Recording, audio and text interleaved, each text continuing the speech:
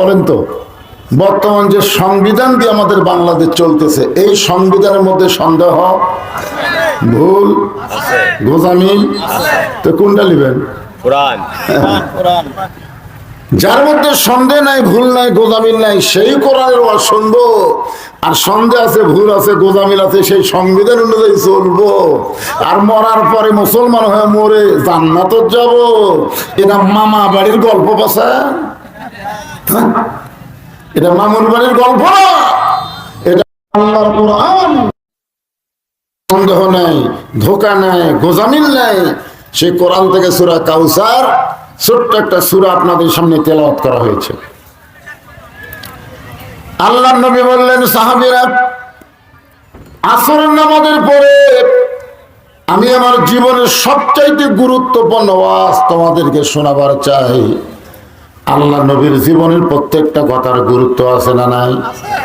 আপনি বলেন তো, আমাদের নবী যেই কথা বলেছেন, এই কথা নিজে বলেছেন না আল্লাহ বলাইছেন? আমাদের নবী যেই কাজ করেছেন, এই কাজকে নবী নিজে করেছেন না আল্লাহ করাইছেন? যার দলিল আল্লাহ কোরআনে দিয়েছেন, মা ইয়ানতিকু আনিল হাওয়া ইন হুয়া ইল্লা ওয়াহুন ইউহা।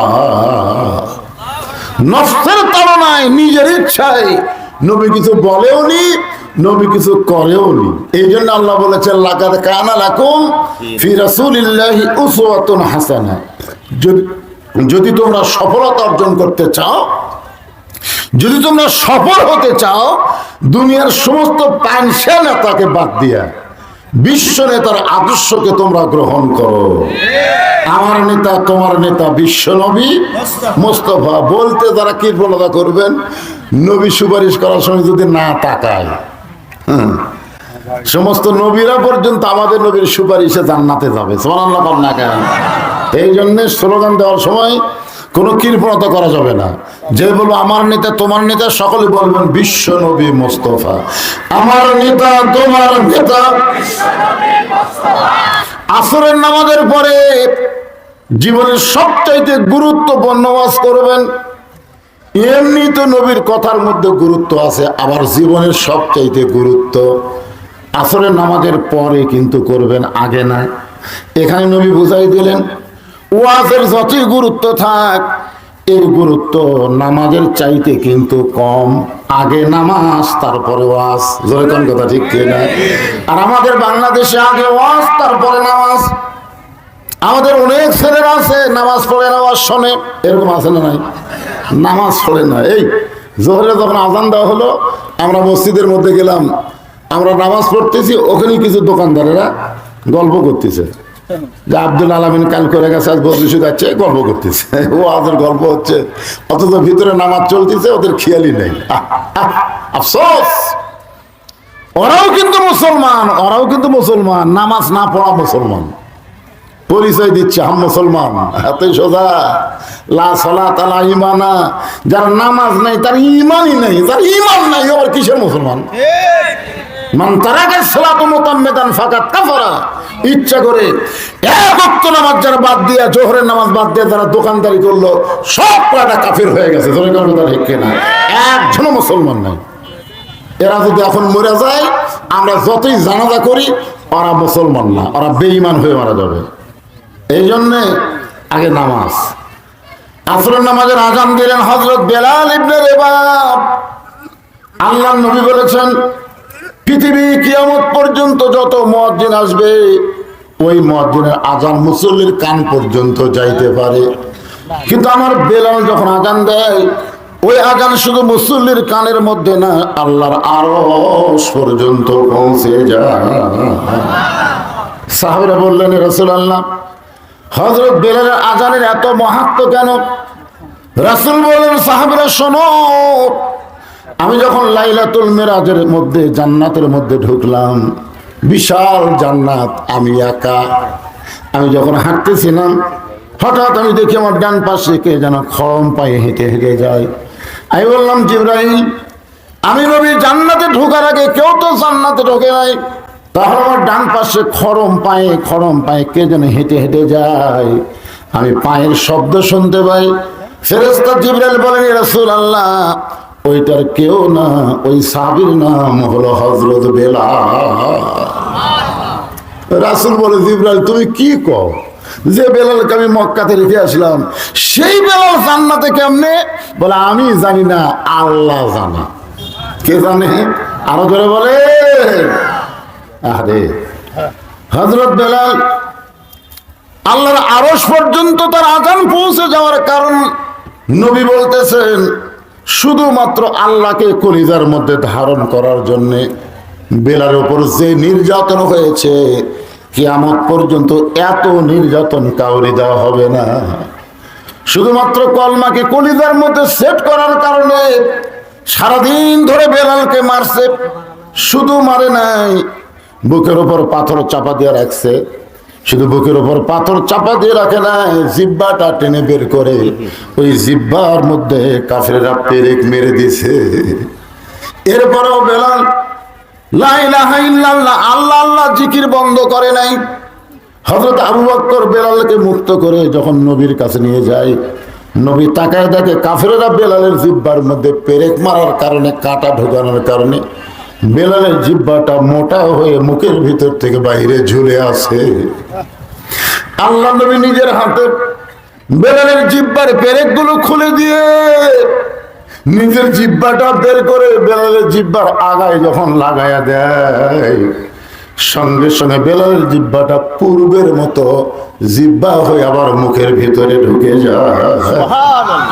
নবী আমার বেলালের কপালে একটা চুমা দে, বলে, বেলাল, ও বেলাল, তুমি কি জানো ওরা যখন তোমাকে নির্যাতন করেছিল, এমন সময় আল্লাহ তাআলা তোমার জন্য আমার উপর একটা আয়াত নাজিল করেছে, ইন্নাল্লাযীনা ক্বালু রাব্বুনাল্লাহু সুম্মা ইসতাকাম তাতানাজ্জালু আলাইহিমুল মালায়েকা আল্লা তাখাফু ওয়া লা তাহজানু ওয়া আবশিরু বিল জান্নাতিল্লাতী কুনতুম তুআদুন।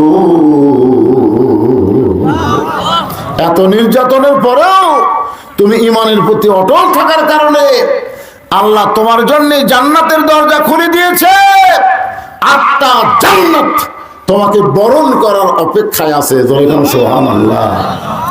আরে এরপরে নবী বেলালের মুখে কোনো হাসি দেখতে পেল না। রাসূল বলে, বেলাল, আল্লাহর 8টা জান্নাত তোমাকে বরণ করবে, এ কথা শোনার পরে তোমার মুখে হাসি নাই কেন? বেলাল বলে, রাসূলুল্লাহ, মরার পরে আল্লাহ আমাকে জান্নাত দিবে, জীবিত অবস্থায় আল্লাহ আমারে কি দিবে? নবী বললেন, বেলাল, তুমি কি চাও? বেলাল বলতেছে, গোপনে গোপনে আল্লাহর জিকির করার কারণে এত নির্যাতন সহ্য করে আমার ঈমান এত পরিপূর্ণ হয়ে গেছে, আমি আল্লাহু আকবার জোরে একটু তাকবীর দিবার চাই। লিল্লাহি তাকবীর। আমার আল্লাহ কি ছোট না বড়? আর সে আল্লাহকে কলিজায় ধারণ করে এত নির্যাতন সহ্য করে আমার ঈমান বেড়ে গেছে, আমি একটু জোরে মারবার চাই। যার জিবার মধ্যে পেরেক মারছে তার কষ্ট না হয়ে ঈমানের চেতনা আরো বেড়ে গেছে। রাসূল বললেন, বেলাল, মক্কার বর্তমানে পরিবেশে আল্লাহু আকবার জোরে বলা যাবে না, যেদিন পরিবেশ ভালো হবে সেই দিন তুমি সর্বোত্তম তাকবীর দিবে, আর সেই তাকবীরটা হলো মসজিদের আজান। ধরে কান সুবহানাল্লাহ। আপনারা বলেন তো, মুয়াজ্জিন সাহেব আল্লাহু আকবার কয়ে যখন শুরু করে আস্তে কয় না জোরে কয়? জোরে কয় না? সবচাইতে জোরে, যত পাওয়ার আছে। আগে এখন মাইক আছে তো, আগেকার মাইক ছিল তাই। হ্যাঁ, অনেক মুয়াজ্জিন আজান দিচ্ছে 1.5 কিলো দূর থেকে শোনা গেছে। আমার এলাকার মুরব্বী আজান দিত 2 কিলো 2 মাইল থেকে মানে শুনবার কথা। হায় হায়, কি আজান! আর এখন মাইকও আজান দেয়, তাই শোনা যায় না। চিন্তা করছেন? আসরের আজান দিলেন হযরত বেলাল ইবনে রেবাব। আজান শোনার সঙ্গে সঙ্গে চারিদিক থেকে সাহাবীরা পঙ্গপালের মতন দৌড়ে দৌড়ে আসতেছে, কারণ নবী তার জীবনের সবচাইতে গুরুত্বপূর্ণ ওয়াজ শোনাবে আসরের নামাজের পরে। সুবহানাল্লাহ বলেন। আসরের নামাজের আজানের আগে একজনও আসে নাই, আজান দেওয়ার পরে সবাই আসতেছে। এখান থেকে প্রমাণ হলো আজান দেওয়ার আগে শুধুমাত্র মুয়াজ্জিন মসজিদের মধ্যে ঢুকবে, মুয়াজ্জিন ছাড়া মুসল্লি ঢুকতে পারবে না। আপনাকে মসজিদে তো মুয়াজ্জিন আগে মুসল্লি ঢোকে। আমাদের এক মুসল্লি সারা জীবন অন্যায় অপকর্ম করছে, এখন বুড়া বয়সে ভালো হয়ে গেছে, ভালো হয়ে মুয়াজ্জিনের আগে মসজিদে আসে। মুয়াজ্জিনের আগে আসে গেলে মুয়াজ্জিনের ভুল ধরে, এই মুয়াজ্জিন এখানে সবসময় ভুল ধরে। মুয়াজ্জিনকে কি আর বলে রে, আগেই ভালো আসবি, তুই আগে শয়তান আসলি তখনই ভালো আসলি, কিন্তু এই ভালো হওয়ার পরে তুই তো ডবল শয়তান হয়ে গেলি। খালি মুয়াজ্জিনের ভুল ধরে। তো একদিন এসে দেখে মুয়াজ্জিন সাহেব ফজরের আজানের আগে এসে আজান দিছে, আজান দিয়ে যায় গোসল করছে। বুড়া দেখে খাইতে রে আজান দিয়ে তারপরে গোসল করলো। পরের দিন দেখে অবস্থা তাই, আগে আজান তারপরে গোসল। তৃতীয় দিন দেখে বুড়া আর সহ্য করা পারেনি, মসজিদ কমিটি বলতেছে এই মুয়াজ্জিন চলবি না, কারণ আমি আসে আগে দেখি আজান দিচ্ছে তারপরে গোসল করে। তো এখন সমস্ত কমিটির লোক বলে মুয়াজ্জিন এই কাম কবে থেকে শুরু করছে? আগে গোসল করবে, গোসল যদি তোমার করাই থাকে আগে গোসল করবে, তারপর আজান দিবে। এইগুলার জন্যই তো পারতেছি না, এইখানে ঘড়ি দেখে 1 মিনিট দেরি হলে আমার ধরে। এই জন্যই আগে আজান দিয়ে তারপরে গোসল করি। সবাই কয় নাউজুবিল্লাহ নাউজুবিল্লাহ, আজান দিয়ে গোসল। তো এইটা কেন করো? বলে আপনার বেতন কত দেন? মাস গেলে 4000 টাকা বেতন দেন, বর্তমান সময়ে 4000 টাকা দিয়ে সংসার চলে। এই জন্যে এশার নামাজ পড়ে যে গুদাম দেখতেছেন, ওই গুদামের আমি কুলি হয়েছি। যতগুলো বস্তা, ওই বস্তাগুলো কান্দত নিয়ে নিয়ে গুদামের মধ্যে তুলি, গোটা শরীর মেখে যায়। এই বুড়ার ভয়ে আগে আজান দেই, তারপরে শরীরের এই যে ময়লা পরিষ্কার করি, গোসল করি। শরীর আমার না পাক না, এই ধুলাবালি ভরে, এই ধুলাবালি পরিষ্কার জন্য গোসল করি। এই জন্য রাসূল বলেছে মুয়াজ্জিনের আগে কেউ মসজিদে ঢুকতে পারবে না। যদি ঢোকো তোমার নামাজ হবে, কিন্তু মসজিদে প্রবেশ করার একটা সওয়াবও তুমি পাবে না। আজান দেওয়ার পরে যদি কেউ মসজিদ ঢোকে, রাসূল বলেছেন সর্বপ্রথম, এটাকে ইমাম গাজ্জালী ব্যাখ্যা করে বলেছেন, প্রথম 3 মিনিটের মধ্যে যারা মসজিদে ঢুকবে আল্লাহ রাস্তায় একটা উট কুরবানির সওয়াব পাবে। আগে না পরে? পরে পরে। আজান দেওয়ার 5 মিনিটের মধ্যে যারা মসজিদে ঢুকবে আল্লাহ রাস্তায় একটা গরু কুরবানির সওয়াব পাবে। আজান দেওয়ার 10 মিনিটের মধ্যে যারা মসজিদে ঢুকবে আল্লাহ রাস্তায় একটা দুম্বা ছাগল কুরবানির সওয়াব আল্লাহ দিয়ে দিবে। মুয়াজ্জিন যখন আকামত দিবে, এমন সময় কেউ যদি মসজিদে ঢোকে তাকে আল্লাহ সওয়াব থেকে বঞ্চিত করবে না। একটা মুরগির ডিম অথবা মুরগি দান করার সওয়াব আল্লাহ দিয়ে দিবে। কিন্তু আজানের আগে কেউ যদি ঢোকে আর নামাজ হবে, কিন্তু সওয়াব থেকে বঞ্চিত হবে। এই জন্যে খুব খেয়াল করবেন, আজান দেওয়ার আগে ঢোকার চাইতে পরে ঢোকাই উত্তম। আমার কথা কি বুঝলেন? চারিদিক থেকে পঙ্গপালের মতন সাহাবীরা দৌড়ে দৌড়ে আসতেছেন। আসরের নামাজের ইমামতি করলেন আল্লাহর নবী। আসরের ফরজ হলো 4 রাকাত। সাহাবীরা জিজ্ঞাসা করলেন, ইয়া রাসূলুল্লাহ, 5 ওয়াক্ত নামাজের মধ্যে আসরের নামাজ সম্পর্কে একটু আমাদেরকে বলেন। আল্লাহ নবী বললেন, যে ব্যক্তি নিজের দায়িত্বে আসরের নামাজ জামাতের সঙ্গে আদায় করবে, বাকি 4 ওয়াক্ত নামাজ আল্লাহর জিম্মায়, আল্লাহ তার জন্য আদায় করা সহজ করে দিবে। আসরের নামাজকে বলা হয় সালাতুল উস্তা। সালাতুল উস্তা, মধ্যবর্তী নামাজ। আসরের নামাজের ইমামতি করে আল্লাহর নবী সাহাবীর দিকে মুখ ঘুরাই। 2 ওয়াক্ত নামাজের ইমামতি করার পরে নবী সাহাবীর দিকে মুখ ঘুরাই। একটা হলো ফজর আর একটা হলো আসর। ফজরের নামাজের পরে কোনো সুন্নত নফল নাই, আসরের নামাজের পরেও কোনো সুন্নত নফল নাই। দেখবেন জোহরের পরে সুন্নত নফল আছে না নাই? আমার কথাই বুঝতে পারতেছেন না? তাহলে ওদিকে না তাকা, এদিকে তাকা থাকে। বক্তার দিকে তাকা থাকলে কালো হলেও সগীরা গুনাহ আল্লাহ মাফ করবে। রাস্তার দিকে তাকা থেকে কাম হবে না। তো গুরুত্বপূর্ণ বাস্তব, শয়তান শুনবার দেবে না। ভাইজান, নামাজ তো ওয়াজ করে কাম হবে না। যত ওয়াজ করি, 42 বছর আমি ওয়াজ করতেছি, কত বক্তা সেই নামাজের ওয়াজ করতেছে। আল্লাহ কোরআনে 82 বার নামাজের কথা বলেছে, জোরে কোন কথা ঠিক কিনা? নবীও 13 বছর মক্কায় নামাজের কথা বললেন, কাম হয় না। আল্লাহ বলেছেন ওয়াজ দিয়ে নামাজ হবে না। নামাজ যদি কায়েম করবার চাও, আল্লাযীনা ইম্মাক্কান্নাহুম ফিল আরদ, মুসলমানের মধ্যে কাউকে যখন ক্ষমতার চেয়ার দেওয়া হবে, তার 1 নম্বর দায়িত্ব হলো আকামুস সালাত, নামাজ কায়েম করো। বলে পদ্মা সেতু যমুনা সেতু আগে না, আগে নামাজ কায়েম করো। জোরে কোন কথা ঠিক কি না? আজকে আপনারা বলেন তো, আগামী যখন ইলেকশনে ভোট হবে, কোন দল ক্ষমতায় গেলে নামাজ কায়েমের বিল পাস করবে? এটা মুসলমান হিসেবে আমাদের একটু চিন্তা ভাবনা করা দরকার। জোরে কোন কথা ঠিক কি না? অনেক দল বলতেছে ইসলামের সাথে নাকি রাজনীতির সম্পর্কই নাই। বেকুব কয় কিরে, রাষ্ট্রের সাথে ইসলামের সম্পর্ক নেই, এই কথা একমাত্র মুনাফিকেরা বলতে পারে। জোরে বল, কারা বলতে পারে? আসরের নামাজের ইমামতি যখন নবী করতেছিলেন, ওই সময় আল্লাহ তাআলা নবীর উপর একটা আয়াত নাজিল করলেন। আয়াতটা হলো ইয়া আইয়ুহান নাবিয়্যু হারজিল মুমিনিনা আলাল কিতাল। নামাজের মধ্যে আয়াত নাজিল। সুবহানাল্লাহ বলেন। সাহাবীর দিকে মুখ ঘুরে নবী বললেন, সাহাবীরা, আজকে নামাজের মধ্যে আল্লাহ তাআলা আমার উপর একটা আয়াত নাজিল করলো। সমস্ত সাহাবী বলে, ইয়া রাসূলুল্লাহ, কি আয়াত আল্লাহ নাজিল করলেন? রাসূল বললেন, ইয়া আইয়ুহান নাবিয়্যু হারজিল মুমিনিনা আলাল কিতাল। ওগো নবী, শুধু কাতারবদ্ধভাবে নামাজ পড়ানো শিখালে হবে না, রুকু কেমনে করে, সেজদা কেমনে করে এই শিক্ষাই দিলে হবে না। যারা আপনার পিছনে জামাতবদ্ধভাবে নামাজ পড়তেছে, তাদেরকে স্ট্যান্ডিং সৈন্য হিসাবে আপনার গড়ে তুলতে হবে, তাদেরকে আর্মি হিসাবে গড়ে তুলতে হবে। যে কোনো সময় মক্কার কাফেররা মদিনা আক্রমণ করতে পারে, আর মক্কার কাফের যদি মদিনা আক্রমণ করে, আপনি দোয়া দিয়া দরুদ দিয়া আপনি কিন্তু মদিনা রক্ষা করতে পারবেন না। ওই কাফেরদের বিরুদ্ধে অস্ত্র ধরা লাগবে। এই হুকুম কার? জোরে বলেন কার? সঙ্গে সঙ্গে একজন সাহাবী সামনে কাতারে নামাজ পড়ে, টুপি দাড়ি জুব্বা সবই ঠিক আছে, এর নাম হলো উবাই ইবনে সলুল। 1 নম্বর সামনে কাতারে, আব্দুল্লাহ না, আব্দুল্লাহ হলো বেটার নাম। উবাই ইবনে সলুল, উনি নবীর হাঁটুর সঙ্গে হাঁটু লাগাই বলতেছি, ইয়া রাসূলুল্লাহ, এইটা না গন্ডগোলের আয়াত। এটা কি গন্ডগোলের আয়াত? আপনারা বলেন তো, বাতিলের বিরুদ্ধে লড়াই করা এটা কি গন্ডগোল? হাসিনার ফ্যাসিস্ট দূর করার জন্য আবু সাইদ অস্ত্রের সামনে বুক পাতায় দেওয়া, এটা কি গন্ডগোল? একজন ম্যাজিস্ট্রেট বলেছে আবু সাইদ হলো সন্ত্রাসী।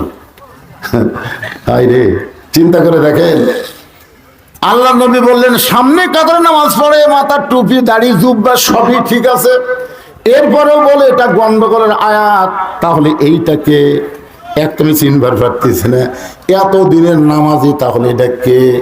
এমন সময় আল্লাহ তাআলা নবীর সামনে আবার ফেরেশতা জিবরাইলকে পাঠিয়ে দিলেন। ওগো জিবরাইল, নবীর কাছে গিয়ে বলো, আমিনান নাসি মান ইয়াকুলু আমান্না বিল্লাহি ওয়া বিল ইয়াউমিল আখির ওয়া মা হুম বিমুমিনিন। আল্লাহ বিশ্বাস করে, আখিরাতকে বিশ্বাস করে, কিন্তু ইসলামী আন্দোলনকে যারা গন্ডগোল বলে, এরা এখনো মুমিন হতে পারে নাই, এরাই হলো মুনাফিক। জোরে বলে, এরা কি? যারা বলবে রাজনীতির সাথে ইসলামের সম্পর্ক নাই, তারাই হলো মুনাফিক। বরং ইসলাম ছাড়া রাজনীতি চলতে পারে না, রাজার নীতি, আল্লাহর নীতি হলো ইসলাম। জোরে কোন কথা ঠিক কি না? আল্লাহ কি? আল্লাহ কি? সূরা মুলুক পড়ে দেখেন, সূরা মুলুক পড়েন, 2 আয়াত পড়লে, 1 আয়াত পড়লে তো আপনি জানবার পারবেন। তাবারাকাল্লাযী বিয়াদিহিল মুলক। গোটা পৃথিবীর রাজত্ব, কর্তৃত্ব, মালিকানা একমাত্র কার হাতে? তাহলে সমস্ত বাদশার নাম কি? আরো জোরে কান। তো আল্লাহর নীতি তো রাজনীতি, আর আমরা কি? আল্লাহু গানিয়ুন ওয়া আনতুমুল ফুকারা। আমার শাহ আলম ভাই গরিবপুর দেখে মন খারাপ করলো, কিন্তু আল্লাহর কোরআনের আয়াত অনুযায়ী আমরা সবাই কি? কথা বল না কেন? সবাই কি? আল্লাহু গানিয়ুন ওয়া আনতুমুল ফুকারা। আমি আল্লাহ হলাম ধনী, বাদ বাকি সবাই হলো ফকির।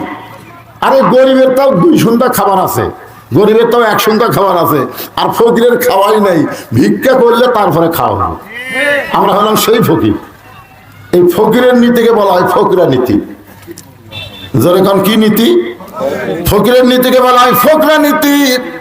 এই জন্য একটু খেয়াল করবেন, আমরা বলবো ইসলামের সাথে রাজনীতির সম্পর্ক আছে, কিন্তু ফকরা নীতির সাথে ইসলামের সম্পর্ক নাই। মানুষের নীতির সাথে আল্লাহর কোরআনের কোনো সম্পর্ক, কিন্তু আল্লাহর নীতির সাথে কোরআনের সম্পর্ক আছে না নাই? মেহরাবের মধ্যে আল্লাহর নবী ঢুকলেন, একটা থলিয়া বের করলেন। থলিয়া মানে ব্যাগ। ওই ব্যাগের ভিতর থেকে নবী একটা জিনিস টেনে টেনে বের করতেছেন। সাহাবীরা বলে, রাসূলুল্লাহ, জীবনের শ্রেষ্ঠ গুরুত্বপূর্ণ ওয়াজ শোনাবেন, কিন্তু আপনি এটা কি বের করে আমাদেরকে বলতেছেন?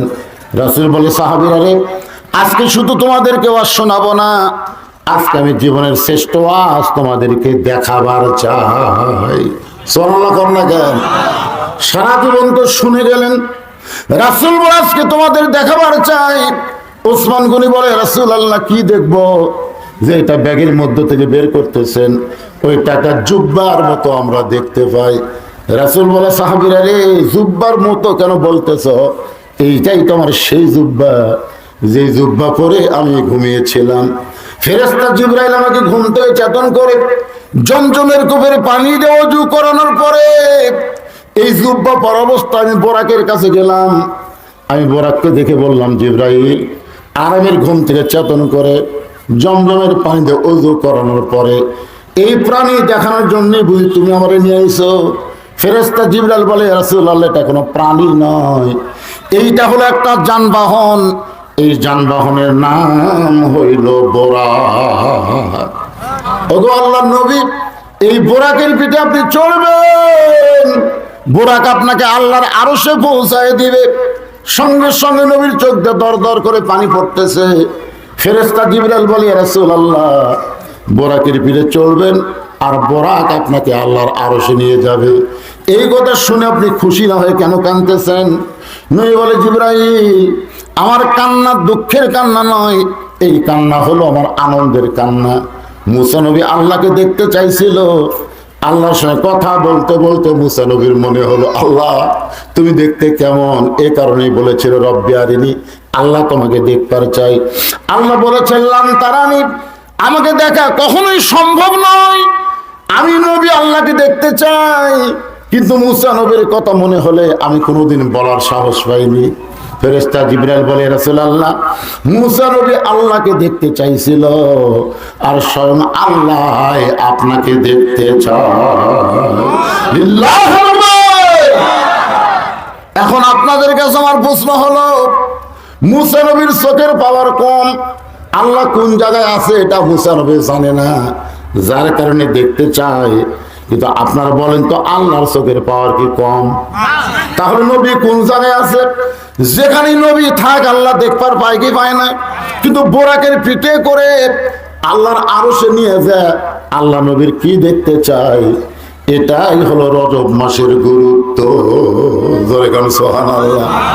নবী আমার বোরাকের কাছে গেলেন, বোরাকের গায়ে হাত দিয়া নবীর চোখ দিয়ে দর দর করে পানি পড়তেছে। ফেরেশতা জিবরাইল বলে, রাসূলুল্লাহ, আপনি কি আনন্দ করবেন না? হুজুর, আপনি আবার কেন কাঁদতেছেন? নবী বলে, জিবরাইল, যেই বোরাকের পিঠে চড়ে আমি নবী যাব আল্লাহর আরশে, এই বোরাক দেখে আমার বারবার মনে হয়ে যায় 7টা জাহান্নাম যেই পুলসিরাতের নিচে, যেই পুলসিরাত হবে চুলের চাইতেও চিকন, খুরের চাইতেও ধার। 30,000 বছর লাগবে পুলসিরাত পাড়ি দিতে। আমার গুনাহগার উম্মত কেমনে পাড়ি দিবে জিবরাইল? এমন করে একটা বোরাক যদি আল্লাহ আমার গুনাহগার উম্মতের জন্য দিত, আমি নবী বড় খুশি হয়ে যেতাম। কেমন নেতা, কেমন নেতা! যেই নেতা বোরাকের পিঠে চড়ার আগে আমাদের মতন গুনাহগারকে ভুলে যায় না। ফেরেশতা জিবরাইল বলে, রাসূলুল্লাহ, এই চাওয়াটা মনে হয় আল্লাহ আপনার কবুল করবে না। সঙ্গে সঙ্গে নবী আমার বোরাকের কাছ থেকে 11 গজ দূরে গেলেন, 22 হাত দূরে গিয়ে বললেন, জিবরাইল, তোমার আল্লাহকে বলো, ঠেকা আমার না, ঠেকা হলো তোমার আল্লাহর। আমি আল্লাহর বাড়িতে যাবার চাই নাই, আল্লাহ পাক যানবাহন পাঠায় দিছে। এখন আমি নবী ততক্ষণ পর্যন্ত বোরাকের পিঠে চড়বই না, যতক্ষণ পর্যন্ত আল্লাহ আমার উম্মতের জন্য এমন করে একটা বোরাক না দিবে। সঙ্গে সঙ্গে আল্লাহ বলে, জিবরাইল, আমি লা ইলাহা ইল্লাল্লাহ বসে আছি আরশে, ওই মোহাম্মদ রাসূলুল্লাহকে আমার আরশে চাই, দরকার হলে তার প্রত্যেকটা উম্মতের জন্য এমন করে একটা বোরাকের ব্যবস্থা করে দিলাম। নবী আমার বোরাকের পিঠে চললেন। বোরাক আল্লাহর আরশের দিকে না যায় ঘোড়ার মতন দৌড়ানো শুরু করলো। নবী বললেন, জিবরাইল, যেই বোরাকের পিঠে চললে বোরাক আমাকে আল্লাহর বাড়িতে নিয়ে যাবে, সেই বোরাক মারি দিয়ে ঘোড়ার মতন দৌড়ায়। ফেরেশতা জিবরাইল বলে, হুজুর একটু কষ্ট করে বোরাকের পিঠ থেকে আপনাকে নামতে হবে। নবী বললেন, জিবরাইল, এটাই কি আল্লাহর বাড়ি নাকি? বলে, হুজুর এটা আল্লাহর বাড়ি না। সুবহানাল্লাযী আসরা বিআবদিহি লাইলাম মিনাল মাসজিদিল হারাম ইলাল মাসজিদিল আকসা। আপনি যেখান থেকে বোরাকের পিঠে চড়ছেন সেটা মসজিদ হারাম, আর যেইখানে আপনাকে নামতে বলতেছি এটা হলো আল্লাহর ঘর বাইতুল মুকাদ্দাস। বর্তমান ফিলিস্তিনদেরকে নির্যাতন করা হচ্ছে ওই বাইতুল মুকাদ্দাসকে কেন্দ্র করে। দেখেন, কোরআনে আল্লাহ দুইটাকেই মসজিদ বলেছেন, মক্কার কাবাকেও মসজিদ বলেছেন, আবার বাইতুল মুকাদ্দাসকেও মসজিদ বলেছেন। ইহুদির ধর্ম উপাসনা হলো প্যাগোডা, খ্রিস্টানদের হলো গির্জা, হিন্দুদের হলো মন্দির, আর মুসলমানের হলো মসজিদ। কোরআনের আয়াত অনুযায়ী ওই বাইতুল মুকাদ্দাস হলো ফিলিস্তিন। মুসলমানের জোরে কোন কথা ঠিক কিনা? কিন্তু ইহুদিরা জোর করে এটা দখল করতে চায়, আর আমেরিকার খ্রিস্টানেরা ইহুদিরকে সাহায্য করে। এমন একটা অস্ত্র দিছে, বুঝলেন, যে অস্ত্র দিয়ে গুলি করবে, কোনো শব্দ হবে না, ছোট ছোট বাচ্চাদেরকে টার্গেট করে গুলি করবে, ওই গুলি লাগবে, ভিতরে আগুন ধরে কলিজা টলিজা সব পুড়ে যাবে। আল্লাহ কয়, তোদের গুলি দিয়ে ফিলিস্তিনের বাচ্চাদেরকে তোরা পুড়াবি, আমি আসমানের আগুন দিয়ে গোটা আমেরিকা পুড়াই ফেলবো। এরকম কথা ঠিক না? বর্তমানে কিন্তু আমেরিকায় আগুন লাগছে। সেদিন দেখি আমেরিকার ডোনাল্ড ট্রাম্প মুসলমানদেরকে বলতেছে, তোমরা আজান দাও, আজান দাও। আমাকে এই পানি লিবানের যন্ত্র দিয়ে আগুন তো লিপতেছে না, খেলা আরো জ্বলতেছে। আজান দাও, খেলা পরে আজান। ফিলিস্তিনের মুসলমানদের উপর অত্যাচার বন্ধ করে বাইতুল মুকাদ্দাসকে অতি সত্বর আল্লাহ মুসলমানকে ফিরাই দিবে, ফিরাই দিবে। কাজ শুরু হয়ে গেছে। যেমন হাসিনাকে ভারত পাঠিয়ে দিয়ে আল্লাহ বাংলাদেশ আমাদেরকে দিয়ে দিছে। তাছাড়া আর 5টা বছর হাসিনা থাকলে এটা বাংলাদেশ থাকতো না, এটা ভারতের অঙ্গরাজ্য হয়ে যেত। আল্লাহ কিন্তু সিরিয়াও দিয়ে দিছে, সিরিয়াদেরকে দিয়ে দিছে। আসাদ চলে গেছে, মিশরেও আন্দোলন শুরু হয়ে গেছে। অতি সত্তর অল্প দিনের ভিতরেই আল্লাহ ইমাম মাহাদিকে দুনিয়াতে প্রেরণ করবে। গোটা বিশ্বের কাফের মুসলমানের মধ্যে যুদ্ধ হবে। এক সময় গোটা পৃথিবীতে ইহুদি, খ্রিস্টান, হিন্দু খুঁজে পাওয়া যাবে না, গোটা পৃথিবীময় মুসলমানদের জায়গা হবে। কাজ কিন্তু শুরু হয়ে গেছে। কি আগুন লাগছে, আগুন দেখেন আপনারা, পুড়িয়া সব সারখার করে দিচ্ছে। কে মারবি না, গুলি করবি না? ও বাবা, আল্লাহ কোরআনে বলেছেন, প্রত্যেকটা বিষয়ের উপর একমাত্র ক্ষমতাকার। জোরে বলেন, আল্লাহর ক্ষমতা। আল্লাহর ক্ষমতাকে আমরা বিশ্বাস করি, কিন্তু ওরা তো করে না। এখন ঠেলার পড়া কয় মুসলমান আজান দাও। কতগুলো মুসলমান আমেরিকাতে আজানও দেওয়া শুরু করছে। কেন আজান দিবি, তোর এলাকাতে আগুন আসবি না, যেটা আজান হবি না সেটা কি? এক সময় দেখা যাবে গোটা আমেরিকায় আজান শুরু হয়ে গেছে। এই তো বারাক হোসেন ওবামা বলেছে 2040 সালের মধ্যে 2040 সালের মধ্যে আমেরিকায় খ্রিস্টানদের চাইতে মুসলমানের সংখ্যা বেশি হবে। সুবহানাল্লাহ। ওই 40 সাল দেওয়া লাগবে না, 40 সাল লাগবে না, এখনই সব কলমা পড়া শুরু হয়ে গেছে। ওই আগুনের মধ্যে আর থাকে, দোজখের মধ্যে আর ওই আপনি ঈশ্বরের নাম থাকে, আল্লাহ আল্লাহ শুরু হয়ে গেছে। সবাই ঈশ্বর বাদ দিয়ে আল্লাহ আল্লাহ জিকির করতেছে। আলহামদুলিল্লাহ বলেন। রজব মাসে আল্লাহ তাআলা মুসলমানদেরকে একটা পরীক্ষার মধ্যে ফেলতেছেন। একটু মনোযোগ দিয়ে কথাগুলো শুনবেন। আল্লাহ নবী বললেন, জিবরাইল, এই বাইতুল মুকাদ্দাস আমার কাম কি? বলে, আপনার কাজ হলো এই বাইতুল মুকাদ্দাসে আপনি 2 রাকাত নামাজের ইমামতি করবেন। রাসূল বলেন, সাহাবীরা রে, যেই জুব্বা আমি তোমাদের দেখাইতেছি, এই জুব্বা পর অবস্থায় বাইতুল মুকাদ্দাসে আমি 2 রাকাত নামাজ পড়াইলাম। এই জুব্বা পরে আমি বরাকের পিঠে চললাম, আল্লাহর আরশ পাড়ি দিয়া, আল্লাহর 7 আসমান পাড়ি দিয়া আল্লাহর আরশে পৌঁছে গেলাম। আল্লাহ তাআলা আমার সঙ্গে মেরাজ করলো।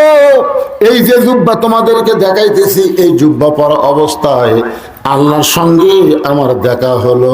এই জুব্বা পরে আমি জান্নাতের মধ্যে ঢুকেছিলাম, এই জুব্বা পরে আমি জাহান্নামের মধ্যেও ঢুকলাম।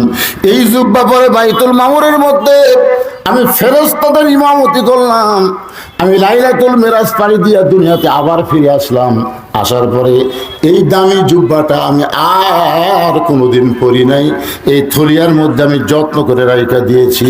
এই যত্ন করে রেখে দেওয়ার কারণ হলো আমি নবী আর বেশি দিন দুনিয়াতে থাকবো না। আমি দুনিয়া থেকে বিদায় নেওয়ার আগে তোমাদের ভিতরে এই জুব্বাটা আমি কাউরে না কাউরে নিজের হাতে পরাইয়া দিব। সমস্ত সাহাবীরা জুব্বার দিকে লুলুপ দৃষ্টিতে তাকায় আছে। এত দামি জুব্বা, যেই জুব্বা পরে কি করছে? নবী রাসূলের ইমামতি করছে। যেই জুব্বা পরে আল্লাহর সঙ্গে মিরাজ করেছে, যেই জুব্বা পরে জান্নাত জাহান্নামের মধ্যে ঢুকছে, যেই জুব্বা পরে ফেরেশতাদের ইমামতি করছে, সেই জুব্বা নবী কাকে পরায় দেবেন? নবীর পাশে একজন সাহাবী বসে মনে মনে কান্দার কয়, এই জুব্বাটা নবী আমাকেই পরায় দিবেন। মনে মনে বলতেছে আমাকে হয়তো পরায় দিবেন, কারণ আল্লাহ রাসূল সাহাবীদের সামনে বলেছেন, সাহাবীরা তোমরা কি জানো আল্লাহর পরে এই দুনিয়াতে আমার সবচাইতে আপন বন্ধুর নাম কি তোমরা জানো? সাহাবী বলে, ইয়া রাসূলুল্লাহ, আল্লাহর পরে এই দুনিয়াতে আপনার সবচাইতে আপন বন্ধুর নাম কি? রাসূল বললেন, নাম হইল আবু বকর। সাহাবীরা বললেন, রাসূলুল্লাহ, হযরত আবু বকর আপনার আপন বন্ধু হওয়ার আমল কি? রাসূল বললেন, তাহলে শোনো। একদিন গভীর রাতে আবু বকরের দরজায় আমি আস্তে করে ঠোকা মারছি, সঙ্গে সঙ্গেই দরজা খুলে গেল। আমি নবী বলে, আবু বকর, এই গভীর রাতে তোমার কাছে আসতেছি, তুমি কি আগে থেকেই জানো? আবু বকর বলে, ইয়া রাসূলুল্লাহ, কয়েক মাস আগে একদিন বলেছিলেন গভীর রাত্রে মক্কা ছেড়ে মদিনায় হিজরত করা লাগবে, আমাকে সঙ্গে করে আপনি মদিনায় যাবেন। সেদিন থেকে আজ পর্যন্ত তোর রাত্রিবেলা ঘুমাইনি, বরং সারা রাত আমি দরজার কাছে দাঁড়িয়ে আছি। আল্লাহর নবী বলেন, আবু বকর, আরো যদি দেরি হইতো। আবু বকর বলে, বছরের পর বছর আমি দরজায় দাঁড়িয়ে থাকতাম আমার নবীকে বরণ করার জন্য। নবী বলেন, সাহাবীরা রে, আমি আবু বকরকে সঙ্গে নিয়ে মাটি থেকে 5600 ফুট উপরে একটা গর্তের মধ্যে আত্মগোপন করলাম, যার নাম হলো গারে সুর। মাটি থেকে 5600 ফুট উপরে আমি নবী একটু দুর্বল হয়ে আবু বকরের উরাতকে বালিশ বানায় ঘুমায় গেছি। আমি নবী যখন ঘুমের মধ্যে, আমার আবু বকর কিন্তু ঘুমায়নি। আবু বকর বারবার নবীর মুখের দিকে তাকায় থাকে। ওই গর্তের গরমে নবীর কপাল ঘেমে মুক্তার দানার মতন ঘাম বের হয়ে যাচ্ছে। আবু বকর দেখতে পায় কপালের ঘামগুলো মুক্তার দানার মতন দেখা যায়। আবু বকরের মনে বড় লোভ হলো, ওই ঘামগুলো যদি আমার ডান হাতটা মুছে আমার চেহারার মধ্যে মালিশ করতে পারতো, হয়তো নবীর ঘাম আমার চেহারায় থাকার কারণে আল্লাহ হয়তো জাহান্নামের আগুন আমার চেহারায় লাগাতে দিবে না। এই মনে করে আবু বকর নবীর কপালের ঘামটা হাতের মধ্যে নিয়ে নিজের চেহারায় যেই মাত্র মালিশ করেছে, সঙ্গে সঙ্গে গভীর রাতে গারে সুর আলোকিত হয়ে গেছে। 400 রোজ গ্রহ তারা তারি নূরের ইশারা, 400 রোজ গ্রহ তারা তারি নূরের ইশারা, নূরে যে অন্ধকারে ডুবিত এই ধরনী। সবাই বলেন, নবী মোর পরশমণি, নবী মোর সোনার খনি, নবী নাম ভাবে যেজন সেই তো দোজাহানের ধনী। গোটা গর্ত যখন আলোকিত হয়ে গেছে, এমন সময় আবু বকর দেখে গর্তের মাথার উপর একটা ছিদ্র দেখতে পায়। মনের মধ্যে বড় সন্দেহ হয়ে গেল, এই ছিদ্র দিয়ে যদি কিছু বের হয়ে আমার নবীকে কামড় দেয়। আপনারা বলেন তো, গর্তের মধ্যে কয়জন? জোরে বলেন কয়জন? কিন্তু আবু বকর নিজের চিন্তা একটাবারও করলো না যে গর্ত দিয়ে যদি কিছু বের হয়ে আমাকে কামড় দেয়, আমার কথা ভুলে গিয়ে বলতেছে, আল্লাহ এই গর্তের মধ্যে যদি কিছু বের হয়ে আমার নবীকে কামড় দেয় কি করবে? জানুরাতে উপরে নবী ঘুম পাড়তেছে, বাম পাখানা গর্তের মুখে লাগাই দিস। বাম পাখানা যখন গর্তের মধ্যে লাগাই দেয়, এমন সময় আল্লাযী খলাকাল মাউতা ওয়াল হায়াতা লিয়াবলুয়াকুম আইয়ুকুম আহসানু আমালান ওয়া হুয়াল আজিজুল গফুর। আল্লাহ ডাকতে বলে, রে বিষাক্ত সাপ, কোথায় পাহাড়ে ঘোরাঘুরি করিস না, ওই গর্তের মধ্যে ছিদ্রের মুখে যে পাটা দিছে ওই পায়ের তালুতে বিষ নিয়ে কামড় মার। আল্লাহর হুকুমে সাপটা এসে মুখে বিষ নিয়ে আবু বকরের পায়ের তালু যখন কামড় দেয়, আবু বকর নবীর দিকে তাকায় বলে, মনে মনে কান্দের বলে, সাপরে তুই আমারে কামড় দিলি, তুই মনে করছিস বিষের যন্ত্রণায় আমি পা টান দিব? সাপরে তুই যতই কামড় মার আমি মরে যাব, কিন্তু পা টান দিব না। পান টান দিলে তুই আমার নবীরে কামড় দিবি, এই সুযোগ আমি তুমি দিবার পারবো না। সাপটা বলে, আল্লাহ বিষ নিয়ে কামড় মারলাম কিন্তু পা তো টান দেয় না। আল্লাহ বলে, আবার কামড় মার। সাপটা যখন আবার কামড় মারছে, আবু বকর মনে মনে কান্দার বলে, সাপরে জোরেও কান্দে পারি না, কারণ জোরে কান্দলে যদি আমার নবী ঘুম থেকে চেতন হয়। তুই আমার আবার কামড় মারলি, তুই আমার আবার কামড় মারলি, মার সব আবার কামড় মার, যতই মারবি আমি পা টান দেব না। সাপটা বলে, আল্লাহ আপনার হুকুমে আবার কামড় মারলাম কিন্তু পা টান দেয় না। আল্লাহ বলে, আবার কামড় মার, আবার কামড় মার। কিতাবের মধ্যে 5বার সাপটা কামড় মারছে। বিশ্বের যন্ত্রণায় আবু বকর জোরে কান্দে না, কিন্তু গোটা দেহ থর থর করে কাঁপতেছে। হঠাৎ অসতর্ক মুহূর্তে এক ফোঁটা চোখের পানি নবীর গালের মধ্যে পড়ে গেছে। নবী আমার ঘুম থেকে চেতন পেয়ে বলে, আবু বকর বাড়ির কথা মনে করে কাঁদতেছো, বাচ্চার কথা মনে করে কাঁদতেছো? আবু বকর নবীর হাতটা বুকের সঙ্গে লাগায় বলে, নবী গো, আমার বুকটা ছিঁড়ে যদি আপনাকে দেখাবার পারতাম, আপনি দেখতে পাইতেন আমার বুকের মধ্যে আল্লাহ নবী ছাড়া আর কারো জায়গা নেই। তাহলে কার জন্য এমন করে কাঁদতেছো? বলে, ছিদ্রের মুখে পাটা দিছি, কি যেন বারবার কামড় দেয়। নবী হ্যাঁচকা টান দিলে সাপটা বের হয়। আল্লাহ সাপের জবান খুলে নবীরে সালাম দেয়, নবীর সালামের উত্তর দেয় না। সাপটা আবার সালাম দেয়, কিন্তু নবীর সালামের উত্তর দেয় না। সাপটা বলে, নবী গো, আপনি আমার উপর রাগ করে আমার সালামের উত্তর দেন না, কিন্তু আপনি কি জানেন আমি কামড়াইনি, আল্লাহ তাআলা আমাকে কামড় দেওয়ার হুকুম দিয়েছে। আমার দোষ নাই গো নবী, দোষ হলো আপনার আল্লাহ।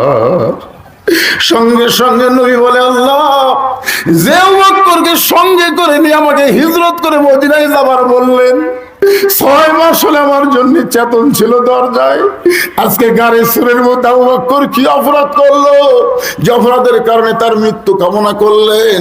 আল্লাহ বলে, নবী আপনার থুতু মোবারক আবু বকরের পায়ের তালুতে লাগাই দেন।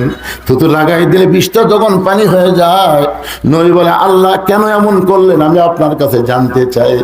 আল্লাহ বলে, নবী গো, এতদিন মনে করতাম আমি আপনাকে সবচাইতে ভালোবাসি, কিন্তু আজকে আমি দেখলাম পরীক্ষা করে আপনার আবু বকর তার জীবনের চাইতো আপনাকে বেশি ভালোবাসে।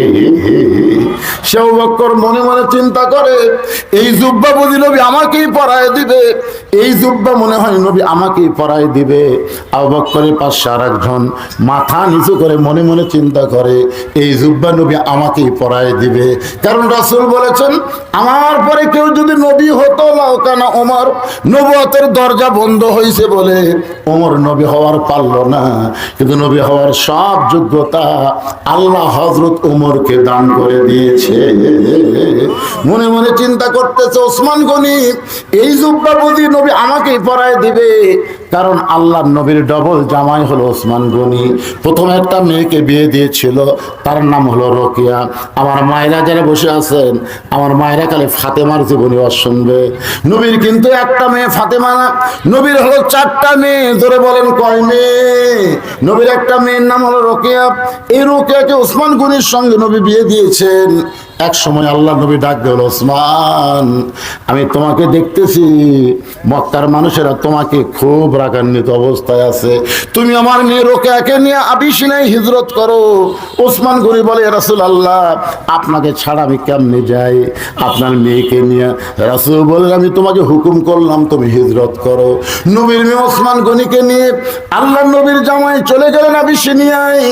আবিসিনিয়ার এই পরিবেশ পরিস্থিতি আবহাওয়া রোকেয়া সহ্য করতে পারলো না, একসঙ্গে অসুস্থ হয়ে গেল। অসুস্থ রোকেয়াকে নিয়ে ওসমান গনি মদিনার দিকে রওনা দিলেন। মদিনা আবিসিনিয়ার মাঝখানে রোকেয়া এত বেশি অসুস্থ হয়ে গেল, এক সময় নবীর মেয়ে রোকেয়া দুনিয়া থেকে বিদায় নিয়ে যখন চলে যায়, নবী আমার মদিনায় হিজরত করার পরে আবু আইয়ুব আনসারীর বাড়ি থেকে বললেন, আমার মেয়ে রোকেয়াকে দেখার জন্য আমার কলিজা ফেটে যাচ্ছে, আমার জামাই ওসমান আর আমার মেয়ে রোকেয়া যেন আমার সামনে এখনই হাজির হয়। কিছুক্ষণ পরে ওসমান গনি হাজির হয়ে নবীর পায়ের কাছে বসে গেলেন। আল্লাহ নবী বলে, ওসমান তুমি আমার কলিজার টুকরা জামাই, তুমি আমার পায়ের কাছে কেন? আমার মেয়ে রোকেয়া কোথায়? বলে, আল্লাহর নবী গো, আপনার মেয়ে রোকেয়া আর দুনিয়াতে নাই, অসুস্থ অবস্থায় মারা গেছে, আমি তাকে দাফন করেছি অমুক জায়গায়। রাসূল ওসমানের কান্না সহ্য করতে না পেরে বললেন, বাবা তুমি কাঁদতেছ আমার মেয়ে রোকেয়াকে হারানোর জন্য না অন্য কোনো কারণে? বলে, নবী গো, আমার মন চাইছিল যতদিন আপনার মেয়ে আমার ঘরে থাকবে আপনি আমাকে জামাই হিসেবে আদর করবেন, কিন্তু আপনার মেয়েটা মরে গেল, এখন আপনি কেন আমাকে জামাই হিসেবে আদর করবেন? রাসূল বলে, ওসমান আমার আর একটা মেয়ে আছে, সেই মেয়ে কুলসুমাকে আমি তোমার সঙ্গে বিয়ে দিব, তোমাকে আমার জামাই সবসময় ধরে রাখতে চাই। এক সময় ওসমান গনি এত সম্পদশালী হয়ে গেল, নবী ওসমানকে ডাক দেব, ওসমান যে হারে তোমার সম্পদ বাড়তেছে, আল্লাহ তোমাকে এত সম্পদ দিয়েছে, তুমি কি সম্পদের হিসাব দিবার পারবা? ওসমান গনি বলে, নবী গো, আমার এতগুলা গুদাম আছে, সেই গুদামের তালা চাবি বহন করতে আমার একটা উট লাগে, এতগুলো গুদামের যে তালা দেয় সেই চাবি বহন করতে আমার উট লাগে, সেই উটটা চাবি ধোয়াইতে ধোয়াইতে একসময় হিমশিম খেয়ে মাটিতে শুয়ে পড়ে। রাসূল বলে, ওসমান তাহলে তোমাকে আল্লাহ কত সম্পদ দিয়েছে, এখন যদি আল্লাহ বলে ওসমান আমার সম্পদ আমাকে ফেরত দাও, তুমি কি ফেরত দিবার পারবে? ওসমান সঙ্গে সঙ্গে ওই চাবি পিঠের উপরে নিয়ে উটটা সহ নবীর হাতে দিয়ে বলে, নবী গো, শুধু সম্পদ ফেরত না, যে উটটা চাবি বহন করে এই উটটাও আমি আল্লাহকে দিয়ে দিলাম। সঙ্গে সঙ্গে নবী কান্দেন, ওসমান এত সম্পদ চাও মাত্রই তুমি ফেরত দিলে। ওসমান গনি বলে, নবী গো, সম্পদের মালিক আমি না, আমার ঈমান বলে সম্পদের মালিক হচ্ছে আল্লাহ, চাহিও মাত্র ওর বাহককে ফেরত দিতে বাধ্য থাকিবে। আমি ওসমান কি করব সম্পদ? বাল তুসিরুনাল হায়াতাদ দুনিয়া ওয়াল আখিরাতু খায়রুন ওয়া আবকা। এই আয়াতটা যখন আমি কোরআনে পড়ি, আমি হযরত ওসমান গনি কিন্তু সবচেয়ে ভালো একটা কাম করেছেন। সর্বপ্রথম তিনি নিজের হাতে 30 পারা কোরআন শরীফ লিখেছেন। বলতেছি, ইয়া রাসূলুল্লাহ, এই আয়াতটা যখন বারবার লিখি আমার চোখ দিয়ে পানি পড়ে, ওই আয়াতের উপরে আয়াতটা ঢেপসে যায়, বাল তুসিরুনাল হায়াতাদ দুনিয়া ওয়াল আখিরাতু খায়রুন ওয়া আবকা। আমার চোখের পানি পড়ে, আয়াতটা মিশে যায়, আয়াতটা ঢেপসে যায়, আমি আবার লিখি। রাসূল ওসমান এমন ভাবে তুমি কেন কাঁদতেছো আয়াতটা দেখে? বলে, চলতে পথে 2 দিন থামিলাম, যাবার কালে একজন আরো দেখা না পাইলাম। এই সামান্য দুনিয়ার লোভে পড়ে ওসমান যেন পাগল না হয়, দুনিয়ার সব সম্পদ আল্লাহকে ফেরত দিয়ে চিরস্থায়ী আখিরাতকে আল্লাহ যেন ওসমানের জন্য সুন্দর করে সাজায়া দেয়। আহা, সে ওসমান মনে মনে ভাবতেছে, এই জুব্বা বুঝি নবী আমাকেই পরায়ে দিবে। আজকে এতগুলো মানুষ যারা বসে আছেন ভাইজান, এই গরিবপুর জামে মসজিদের উন্নয়ন কল্পে মাহফিল